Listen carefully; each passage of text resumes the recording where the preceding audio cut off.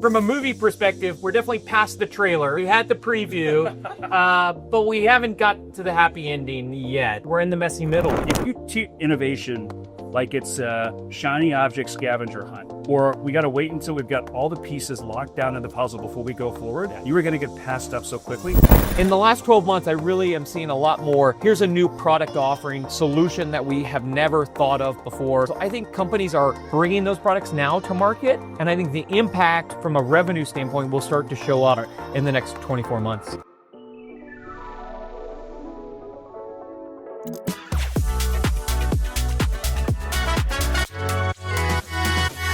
This show is on a mission to close the gap between the headlines about technology and what's actually happening in enterprise. We're going to explore all kinds of issues through the course of the podcast. Today, we've got Dr. Shawn DuBravac, who is an economist, is a futurist. He's a best-selling author, and he's behind the world's biggest technology show, CES, which is where we're filming today. So I'm Bill Briggs, Deloitte's Chief Technology Officer. And I'm Simona Spelman, the Chief Human Officer. And I'm Brett Davis, Deloitte's Chief Innovation Officer. And let's get started where we always should start, with the data. Okay, let's go. So Tech Trends 26 published a couple weeks ago.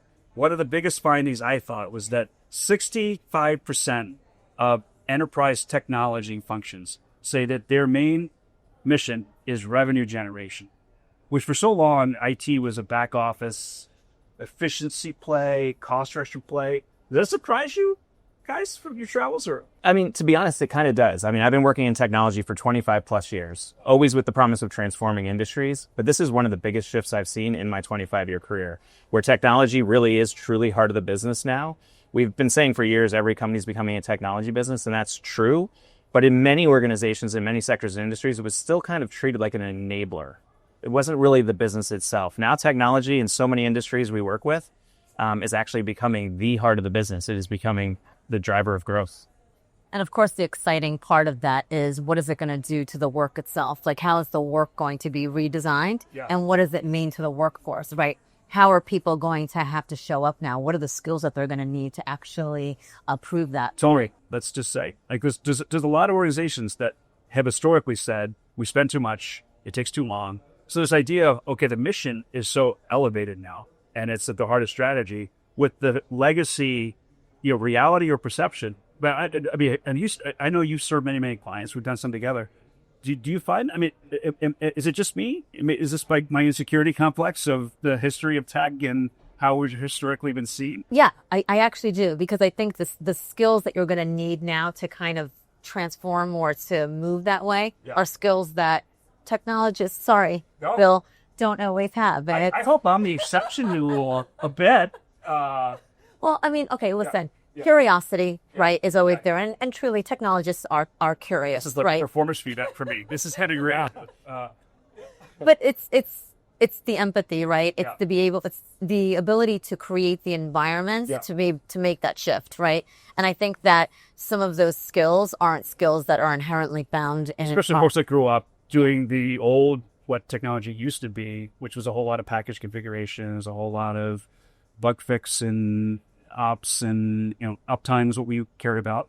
But the new formula, I think, is a bit of vision, probably storytelling. Storytelling is huge. Yeah, and of course you have to execute. Like the Laszlo hierarchy of needs. If you can't deliver, it doesn't matter what story you tell.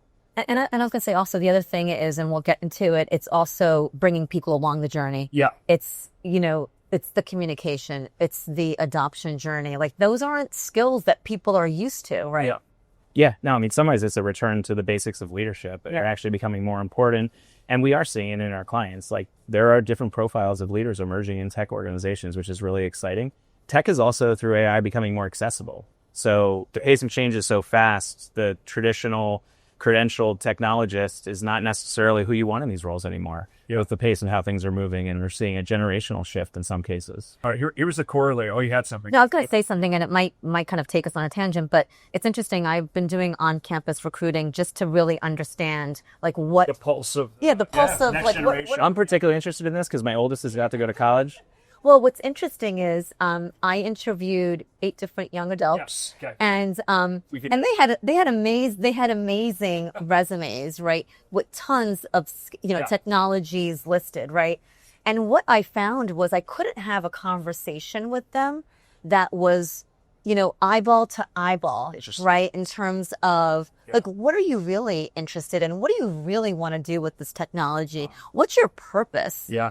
And they struggled to answer that. And I was really surprised because the resumes look great. Sure. So say Brett and I have a chance of getting the wrong cap tonight. It's a DeLorean and we go back in time, because I always worry, would I be hired today? I joined Deloitte out of underground as a computer engineer.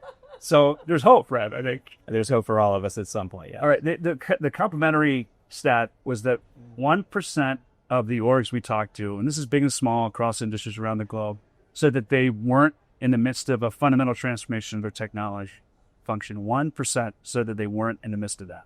And I know it's not Deloitte, so we're not that 1%. I've yet to meet the client, but that's also profound. So I think the people talked about it, maybe knew there was a gap, but the fact that much investment, and I think it's just because we're in such a moment in time that if you don't, you will get left behind, right?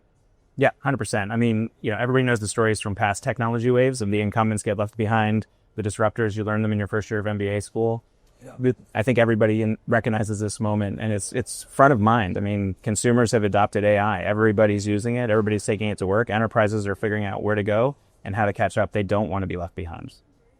There is something also where there are companies perhaps that are waiting to see like what's going on. The problem with that is AI is moving so fast that you really have to iterate with it.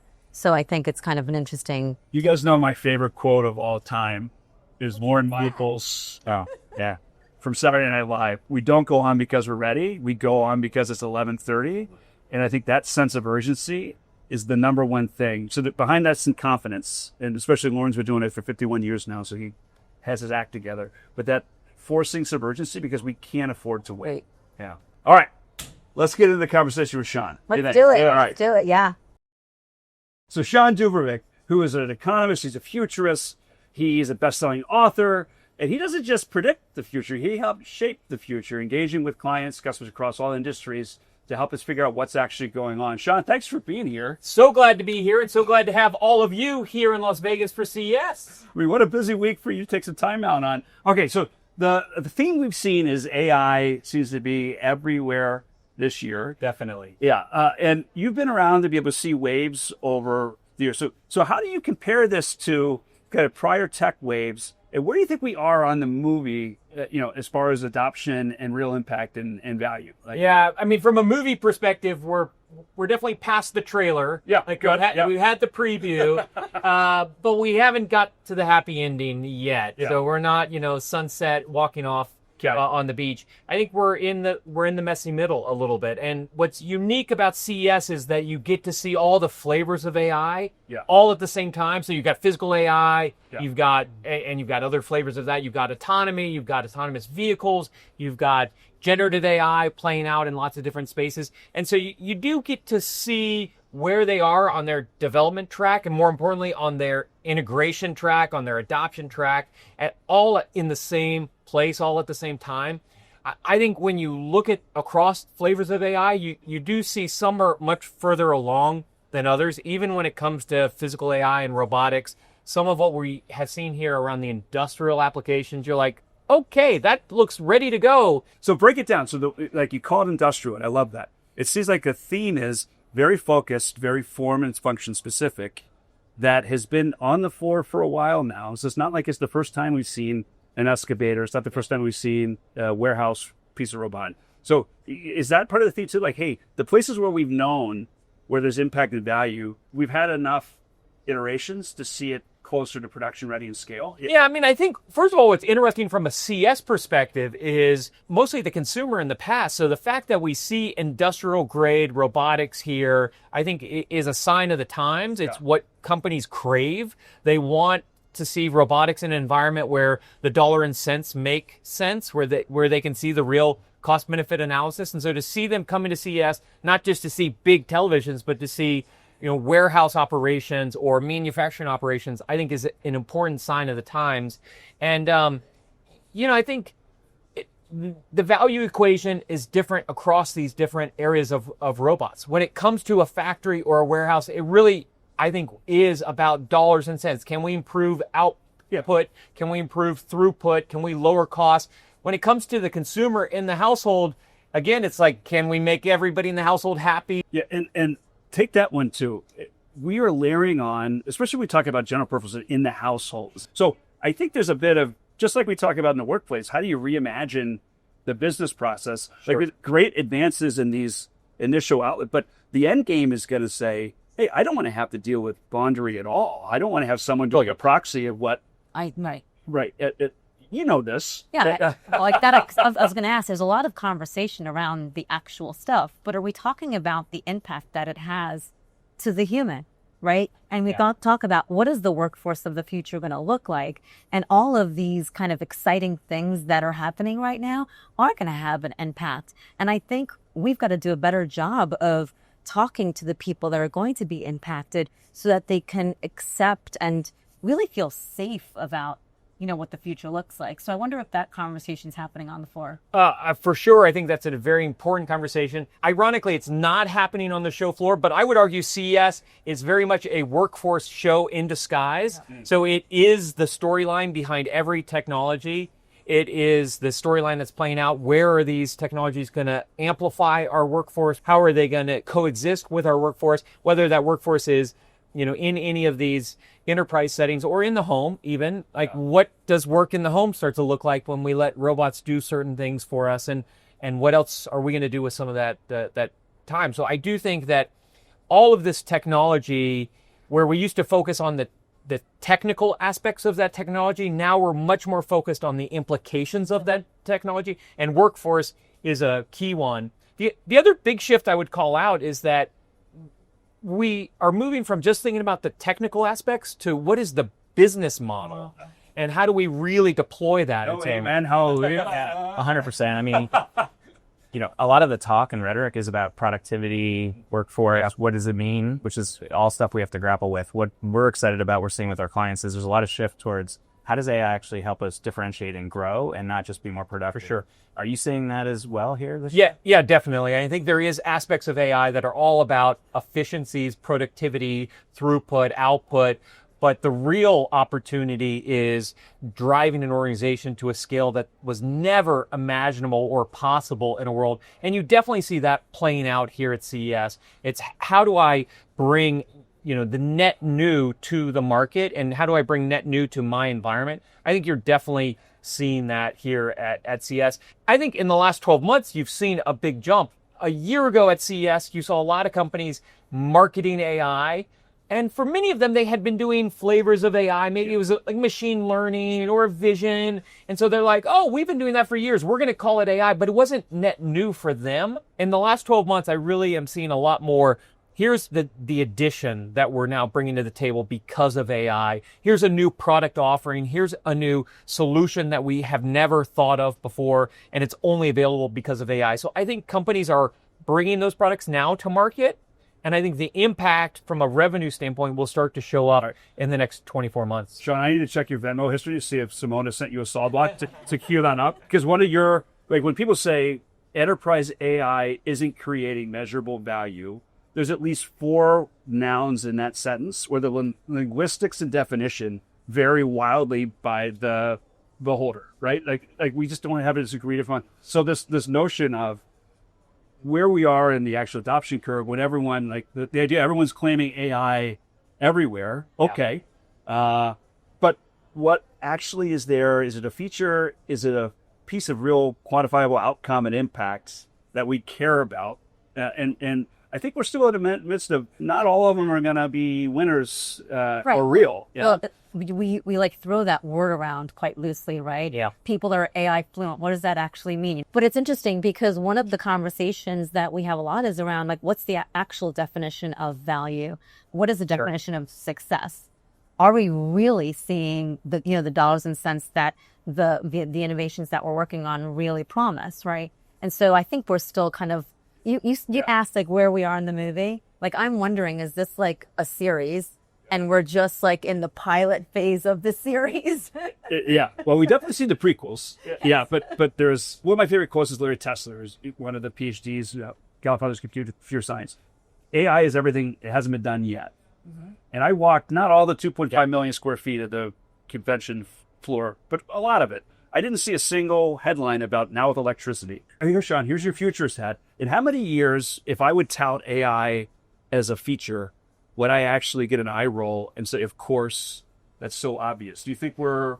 I think it's yes and, because I think to your point is it's everything that hasn't been done yet. And when a product becomes really good at a discrete service or solution, we give it a new name. I think robots is a great example where, it's not a dishwasher. It's not a dishwashing robot. It's just a dishwasher. It's not a clothes washing robot. You drop the words that don't make sense anymore when it becomes discrete in purpose. And so I think there will always be an edge case for AI, because what I think you really see at CES is let's push the limits of what is capable of AI. Now, will that become table stakes in 36 months? In many cases, yes.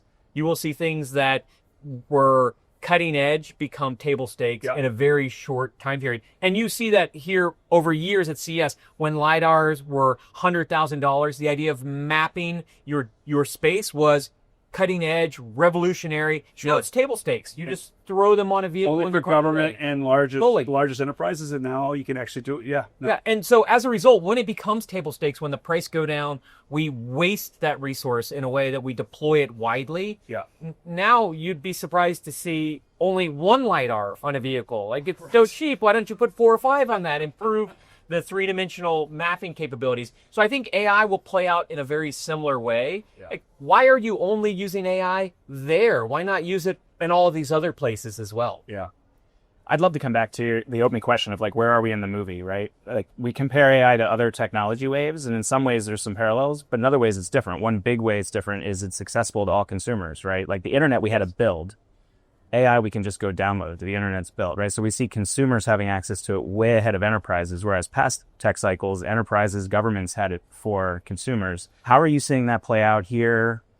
Partly economist, partly futurist. What does that mean, do you think, if we're here a year from now, 2 years from now? I think the biggest challenge with that is because consumers are becoming more familiar with it, they're using it more for more features, where the consumer is at is becoming much more difficult. So when we think about it from a company and enterprise perspective, meeting my customer where they're at, well, they're now in a variety of different places. It used to be that we were lucky if they were online.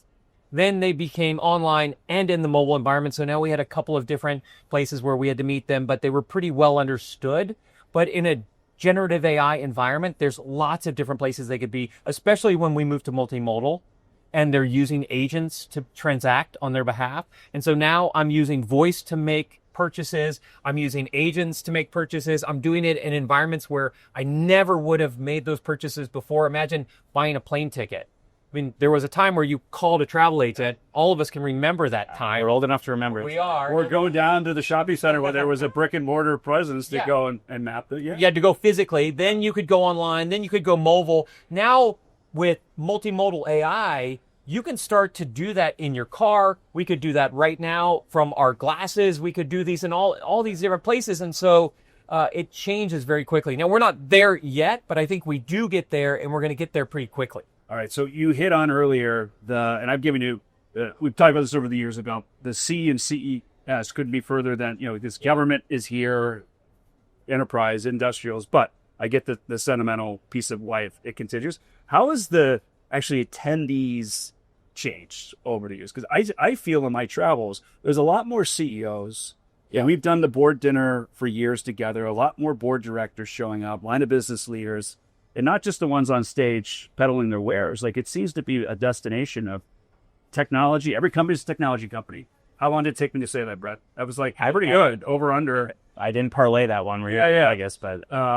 the prediction market would have had a lot earlier, so it's good. But every company is a tech company, and tech is the hardest strategy. A big piece of... So how has it changed? Who is it noticeably different? Yeah, I think there's two things that happen. Yes, you have a more senior audience, but more importantly, to me, the thoughtful companies are bringing their entire executive suite here. I love that. So that the conversations can happen. And the best conversations I'm a part of aren't with just the CEO or the CTO, but it's the head of customer experience, it's the CTO, it's the head of IT, it's the CEO, they're all there, and they're all seeing the same things through their unique lenses. And then they're having a debrief after they've seen that. They're having a conversation to understand okay, what do we have to do differently Yeah. to really drive our experience forward? Yeah, and what I love about that is that you can kind of set the culture, right, for whatever company you're in, right? Sure. You've got to get your line managers to really understand what you're seeing, what you're doing, right? Because if you don't set the culture, right, for, you've got to have that psychological safety so that the people are going to want to come along the journey with you, right? It's all about being safe so you can experiment. And so for me, I love that it's C-suite, but we also have to get some of the line partners or line managers in here as well, because it's an ecosystem that's going to make it successful, right? Yeah, and I think the unique thing about CES, especially when you bring an entire management team here, is that you get to see where you're behind very quickly, but you also get the aspirational vision of what you can be.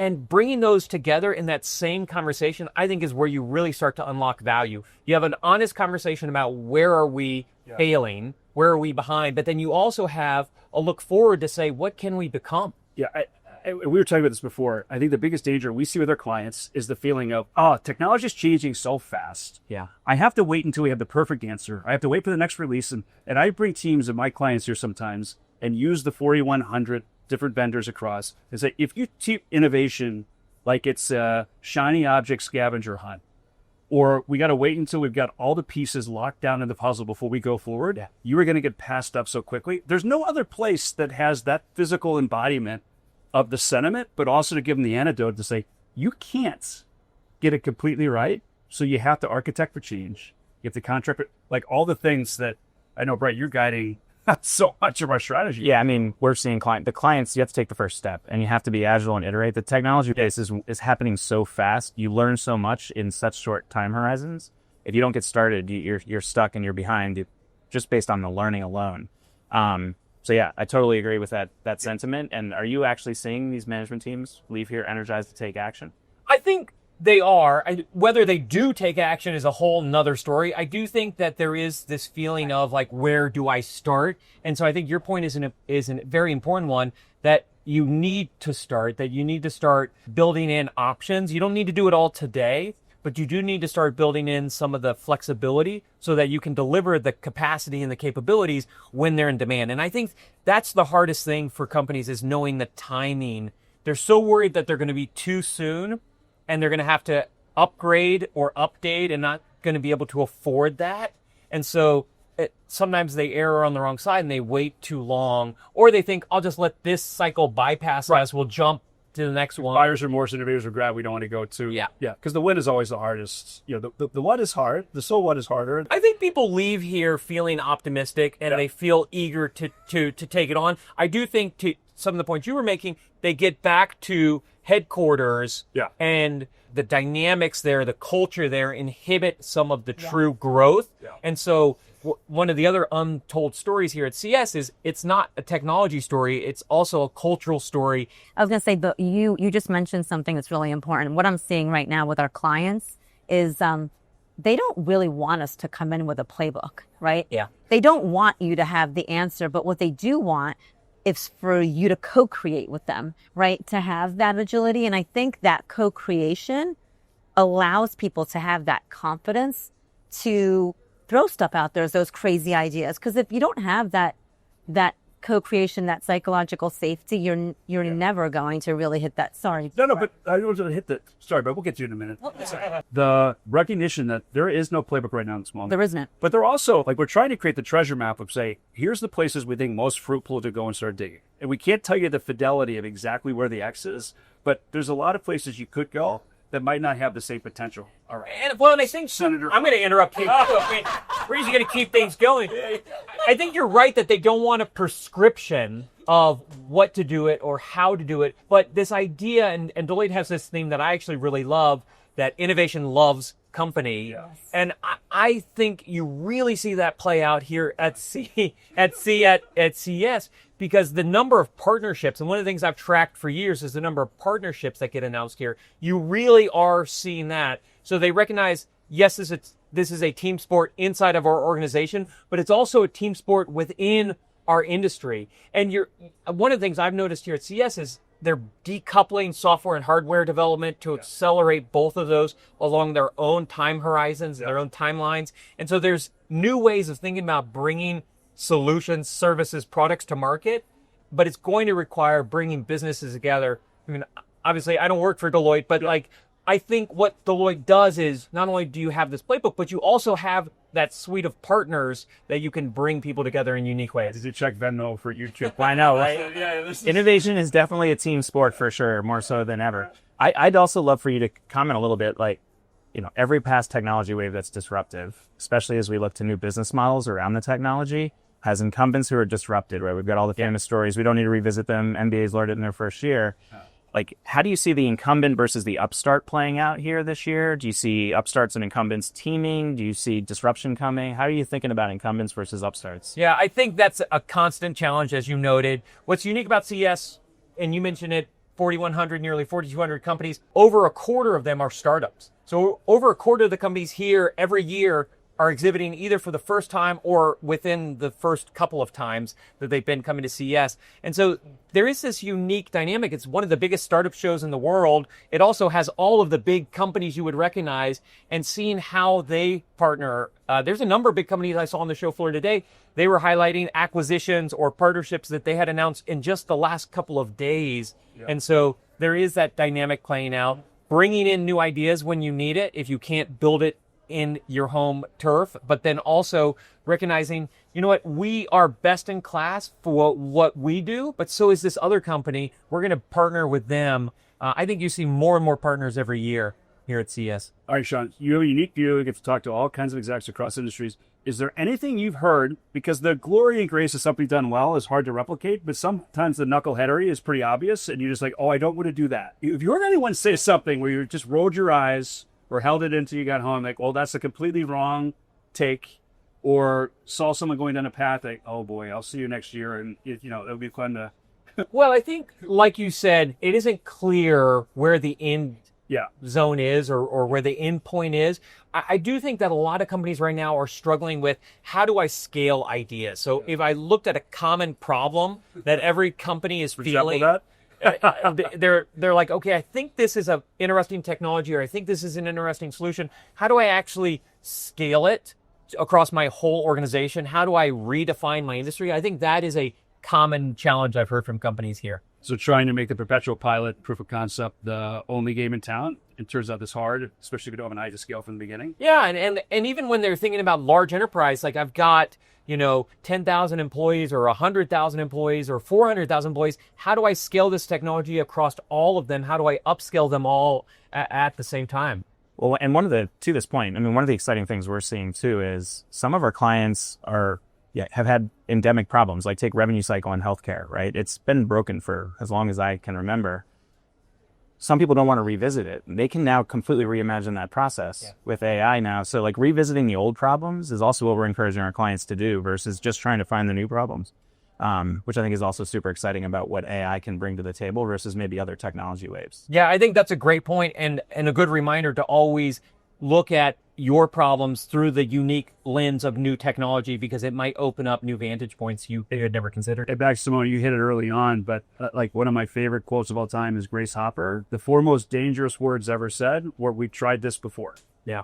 And then have the, the resolve and the institute, it has to be this way. And in almost every case, that's going to be a low ceiling you can hit, right? Right. Yeah. Okay, Shawn, we're going to speed date on in 2028, 2 years from now, in 2035, 9-ish, 10 years, and in 2050, if we're still doing this, what's a headline?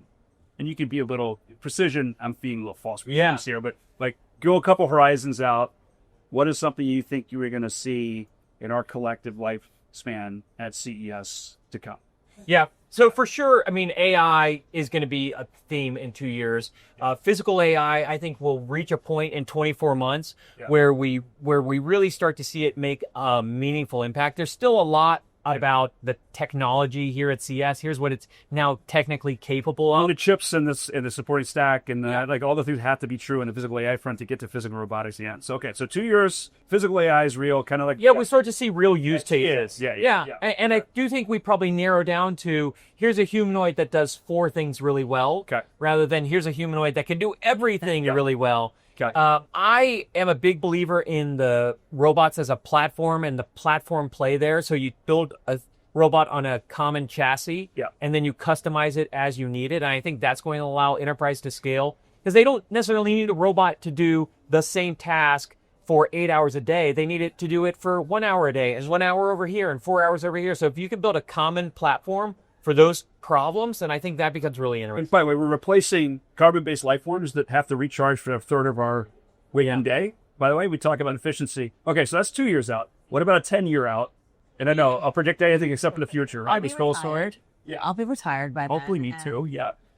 We will do 25 years out, but 10 years out, what do you think of bold? Like, I think it was Keynes, the economist Keynes, who said if you're going to forecast often. Yeah. And so I feel like I need to come back every year and update my my forecast. That'd be fun. I think looking out 9 or 10 years, I think staying in that AI theme, I think agentic AI will be extremely powerful, to the point where one of the things we don't do well yet is measure intent. And that's one of the things we're really trying to figure out. I mean, obviously in generative AI, they're trying to figure out with all the LLMs, what's the intent of this comment, whether it's, voice or text. But to drive that to a transaction, you really have to understand intent. So when I say, hey, buy me a flight to Vegas, it really has to understand, when I want to go, what airlines I want to go, why I want to go, all of these other things that may not be in that same comment. So I think that's going to take longer than many people expect, but I think when it arrives, we're going to see it really streamline a lot of decisions. I was hoping you were going to say flying car in my driveway in Kansas City, but that's okay. Yeah, that's good. Those are good answers. Shawn, thank you so much for being here and for everything you're doing for our clients, for the market, for the world. Yeah, amazing. I'm glad to be here. I love what Deloitte is doing. I love that they come to CES and they allow so many of those conversations to take place. So it's awesome to be part of that. Fantastic. If today's conversation helped you separate AI signal from noise, we'd love your support. Take a moment to rate Forward Technology on Spotify. It helps more leaders find the show, and it tells us what's resonating. Thanks for listening.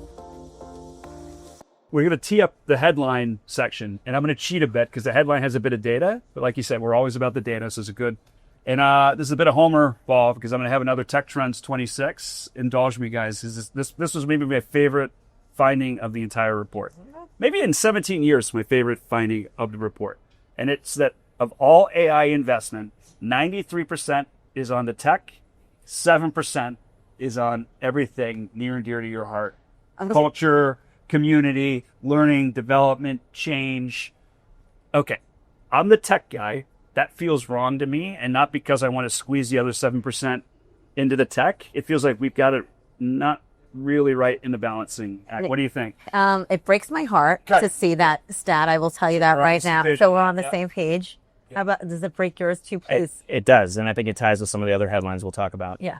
So it does, because think about it, right? It's, most of them fail or stall, right? Because you're only focusing on the technology. What you really need to be focusing on is that right balance. What's the right balance between the human and the technology? There are studies that say for every dollar that you spend on technology, you should be spending 9 on the human side of it. And that includes work design, that includes learning, that includes all of the things that you need to have in place in order for something like this to be successful. And what you'll find is that the companies that get that right balance, those are going to be the ones. But okay, so if we believe ideally 1 to 9 is the answer, I'm going to guess a pattern you've seen, I think we've all seen is we shrink that as much as we can up front. And then at the end, we realize, oh my gosh, We forgot about it. We forgot about it. And we probably spend more than, but like the instinct, is that right? Like, the instinct is correct. And what winds up happening is the project stall. Yeah. Right. And so once they stall, you've got to go back and baseline again. Right. So how many times do we have to make the same mistake? Like hopefully not as many, but probably a few more times. A few more times. But like the other piece of our overall trust study that we did, 70% of the executive tier has really high trust and enthusiasm about AI. When you go every org chart circle away from the mahogany, the trust goes. Aggressively. So frontline is 6.7. So from 70% of the C-suite to 6.7, and you taught me, the only way we do AI well is if we're redesigning business process. The people that know best where the knuckleheadery really is is the front line, is the entry level that can tell us where the actual opportunity is. And so how do we close that gap? Well, how do you close the gap? Spend our culture, community, learning, Well, development. Yeah. spend all of that on, I mean, and it really comes from the top. Sorry, bro. No. Well, I think it ties to other headlines that are out there right now, right? I think a recent Reuters headline said something to the effect of AI promised a revolution. Companies are still waiting. I think there's actually a correlation between they're waiting, not because of the technology. They're waiting because they haven't done all this hard stuff that people. I mean, I will tell you, I had a conversation with a C-suite client just a few weeks ago. Yeah. And it was really interesting. I mean, maybe this might be the other side of the spectrum. And what she said to me was, we need you guys to come in and help us, identify our processes. They're really broken. Yeah. I was like, wait, what? Yeah. We're going to weaponize the inefficiency. Yeah. Great. Yeah. I'm like, no, what we really need to think about is how we're going to Reimagine the process, right? 100%. So again, right. So that's really the conversations that are happening sometimes. I think the through line of all of this, and I love it because it fits in this beyond headline. AI, certainly here at CES, is everywhere. Everyone's talking about it. The story about the value not being real is overstated in a macro, but in a micro is very real. And this guidance of how do you focus on the people, how do you focus on process redesign, how do you actually understand all the things that have to be true, but also how do you just get going? How do you start? The fastest way to get where you want to go is to start, no matter how much traffic there is. And I think the conversation we had today exemplifies that, right? We see the future through all the excitement we just talked about with Shawn here at CES. Yeah. We also talked a little bit about the pragmatic reality of not every organization is there yet, but is going to catch up fast if they do the right things. It could be a more exciting time. That's why what we say here on Forward Technology, don't bet on the future, build it. Until next time. Want to learn the 5 forces of emerging technologies posed to reshape business in the next 18 to 24 months? Deloitte's most read report, Tech Trends 2026, reveals how successful organizations are moving from experimentation to impact. Get your hands on this year's report at Deloitte.com/techtrends. Next time, we're going to get brutally honest about why transformation plans look perfect on paper, then stall in execution.